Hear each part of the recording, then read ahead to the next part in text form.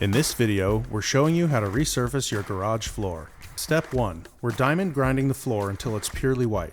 You'll do this to get all the waves out, all the oils, stains, old epoxies, whatever might be on the surface. It's important to fully clear that old stuff off to get 100% adhesion with the new epoxy coat. Step 2. After grinding the floor, it's time to vacuum. It's important to remove all the dust before you pour the new epoxy coat. A good test is to simply run your hand across the floor. You want it to be smooth and dry to the touch. If there is a lot of dust left over, you're not going to get great adhesion.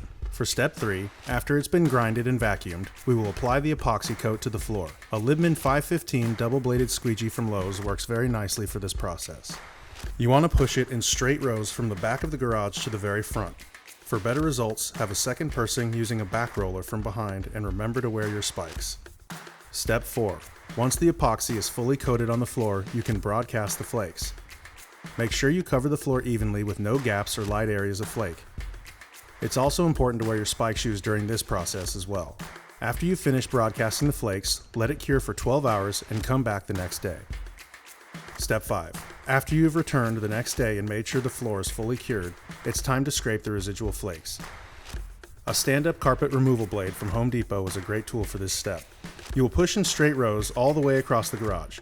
Once that is completed, blow all the loose flakes into a pile and pick up the residual flakes. These leftover flakes can be used again on another project. For step 6, after you've scraped the floor and picked up all the residual chips, you'll be ready to add your top coat of polyurethane. It's best to first coat all the edges with a 2-inch brush. Once that is completed, pour out the polyurethane and coat the floor with your squeegee. For best results, have a second person back rolling from behind. After adding the top coat, you will wait 6 to 8 hours. Then come back with your final coat of polyurethane. Squeegee in the second coat and add in the SlipDoctors anti-slip agent.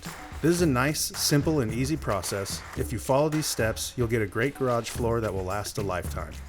Check out our website and look through our products. We'd love to help you with your next project.